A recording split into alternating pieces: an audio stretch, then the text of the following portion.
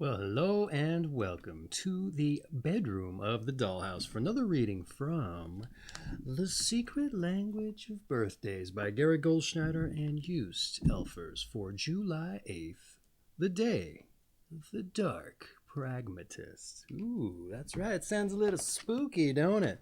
And here we have us an image of an owl flying down on a water bottle. That's right. A little dark pragmatism there, I guess. Hey, is it your birthday and it's July 8th today? Well, if it is, I just want to say happy birthday. And if this video finds you long after your birthday has come and gone, well, I hope you had a happy birthday. A dark, pragmatic birthday, hopefully, there.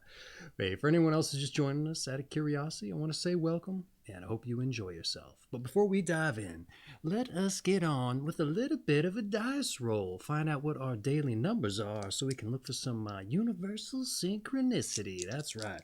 We got to do something on our birthday, right? All right, what do we got? Ooh, we got us a 5 and a 6. A 5 in the crown and a 6 in the root. What's that make? That makes 11. I would have thought we'd rolled an 8. Sometimes we roll the number for the day.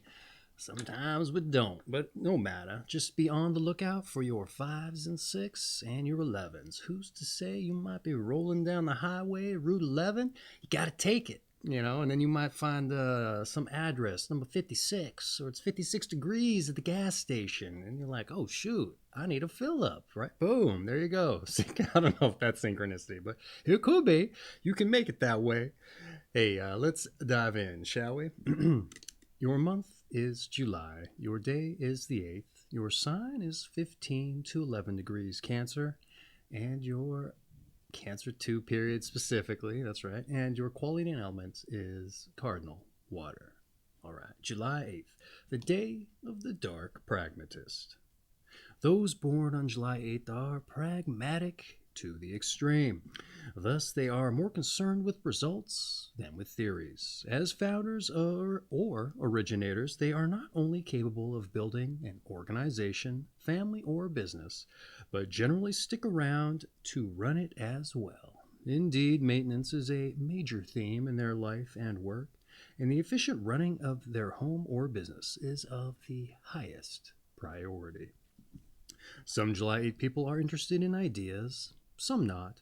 Ideals per se are not so important to these powerful people. Thus, they run the risk of exploiting others for gain and perhaps heading into a sociopathic direction or manifesting an extreme mode of behavior, where the moral nature of actions is of little import and rarely considered. Generally speaking, religious matters are not of the greatest interest to them. July 8 people are hard workers who are likely to give their whole life over to one absorbing concern, which can range from making a lot of money to establishing and running an organization or an institution. Naturally, their mate and family will benefit financially from such efforts, but may have to be prepared not to see them much or enjoy their undivided attention. If, however, it is family which is the principal fixation of a July 8th person, their children and spouse may suffer from what amounts to overprotective or controlling behavior. July 8 people specialize in making themselves indispensable. And since their presence is so strongly felt by those around them during their lifetime, well, it persists long after their death as well. Death itself is often a theme in the lives of July 8 people, as either a powerful element in their work or something to prepare for in earnest. The healthiest people born on this day maintain a sense of humor in dealing with such a serious topic. Rarely will families of July 8 people face destitution upon their demise, since their investments in insurance or other funds are usually well considered and legacies and heirlooms passed along well cared for. More highly evolved people on this day will also prepare their mates and children spiritually for such a time, being sure to leave behind good thoughts and memories and ideas and practical principles for guidance. In regard to their work, July 8 people must be of the mind that must be mindful of their ego drives. In addition, they must beware of imposing and often impressive presence on those around them. particularly those of a more delicate nature. Being too grounded in the physical plane holds back their spiritual development. They should guard against greed, cruelty, revenge, extreme aggression, and all gross forms of physical behavior, as well as distancing or becoming incommunicative. Incommunicative, that's right. Well, hey there, Mr. Pragmatist. It's a little bit of darkness in there, maybe, maybe. Well, hey, I gotta say I'm a little envious. I like pragmatism myself. The American philosophy, originated by Charles S. Pierce and little William James, kind of hammered on there by, or glamored on there by James Dewey. Any event, yeah. The American philosophy. I gotta say, little envious, little envious. I haven't been the most pragmatic myself these days, doing things like instead of working on my book or doing a birthday read, cleaning stuff that doesn't need cleaned. Maybe it's a little bit more procrastination more than anything, but hey, get on with the birthday read, buddy. That's right. Okay, let's dive into your numbers and your planets. Those born on the 8th of the month are ruled by the number 8 and by the planet Saturn.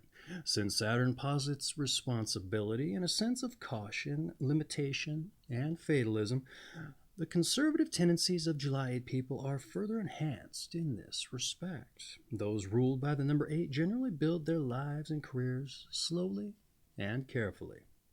Certainly true in career and finance to those born on July 8th. And since the number 8 can carry Saturnian coldness about it,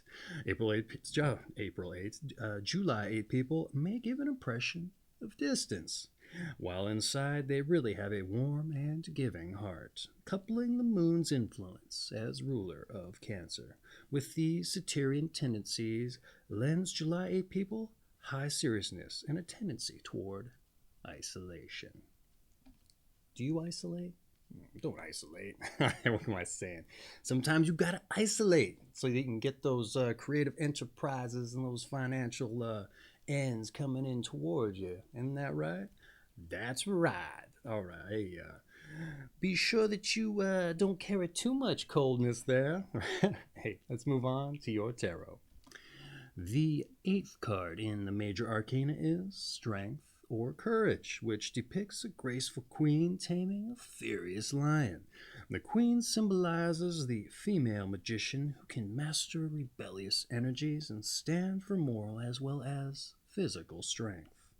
This card's positive attributes include charisma and determination to succeed. The negative qualities include complacency and a misuse of power. I dare say I just reminded myself of the other thing that I thought was real interesting about your guys' read there was the ability to be remembered after you die, preparing for as much, or just having that kind of personality that people remember. I'm just highly envious of that. Though I dare say it's probably not the best if you're a tyrant, right? But then again, I suppose tyrants don't particularly care. They want to be remembered for being a tyrant. So who's to say?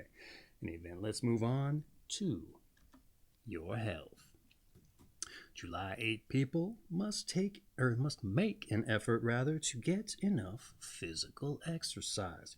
Too often they sit and rule their empire, home, business, or organization, and forget the importance of remaining active. Not only will vigorous exercise help keep down their weight and strengthen their circulatory system, but also help them channel their aggression instead of suppressing it.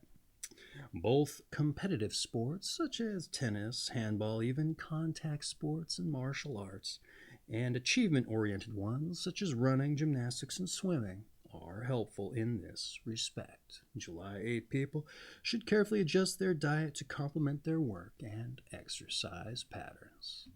All right, stay active, buddy. Stay active. You got an empire to rule there, right? Not just from your seat. All right, let's move on to some advice. Every so often, lighten up a bit and have fun with no practical goal in mind. Hard to do. Treat those close to you to a good time also, and not just as a reward either.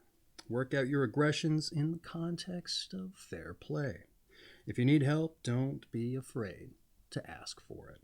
And be able to admit your weaknesses is a sign of strength, though some might see it as something otherwise. Let's move on to your meditation. All right.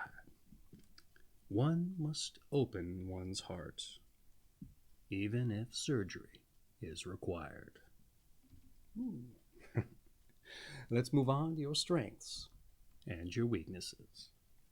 Your strengths, obviously pragmatic, you're protective, and you're responsible. And your weaknesses, you're armored, you're smothering, and you're insensitive. All right.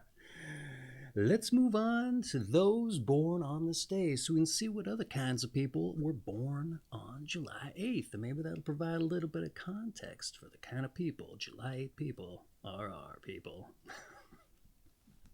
All right, we start off strong with John D. Rockefeller, the Standard Oil Company founder, and he monopolized and internationalized the oil industry. We then have Nelson Rockefeller, the U.S. Vice President and the New York Governor, a presidential candidate, also an heir to the family fortune. We have Philip C. Johnson, who was an architect of the Lincoln Center. We also have Elizabeth Kubler-Ross, a psychologist and a terminal patient researcher and author of On Death and Dying. We have Fritz Perls, a German psychologist and co-founder of the Gestalt School, an East Salon founder. We have Angelica Houston, film actress. Sir Arthur Evans, the British archaeologist of Knossos, Crete. We have Ferdinand von Zeppelin, who was the German airship designer and manufacturer. We have Kath Kollwitz, the German woman painter and sculptress. We have Billy Eckstein, songwriter, arranger, and pianist. We have Marty Feldman, the British comedy actor.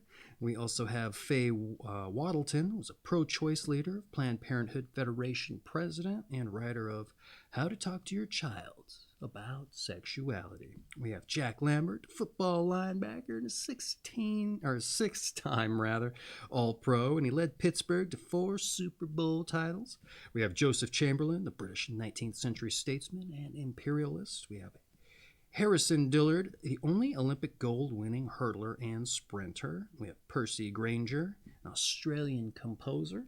We also have Kevin Bacon, the film actor. We have Rune Arledge, the head of ABC Sports and News. Ella Bloor, who radical labor organizer. She didn't x-ray bones there. Journalist and a suffragist and a founding member of the U.S. Communist Party. We also have George B. Craig, an entomologist in 350 papers on Aedes mosquito. Ooh, interesting. Your season is summer. Your sign, once again, is Cancer, of the Cancer 2 period specifically, and your quality and elements is Cardinal water. And this has been July 8th. If you weren't paying attention or forgot your birthday, the day of the Dark Pragmatist, from the Secret Language of Birthdays book by Gary Goldschneider and Joost. I have an affiliate link for this book down in the description if you're interested in finding out a little bit more, though I reckon the old pragmatist ain't really in on the metaphysical stuff. But if you happen to be one of them few, well, there's a affiliate link in the description if you're interested in helping out the channel and picking up your own copy. In any event, hey, if it was your birthday today, I just want to say happy birthday once again. And for everyone else who joined us out of curiosity, hope you enjoyed yourself and you join us for your birthday. All right, take care of yourselves.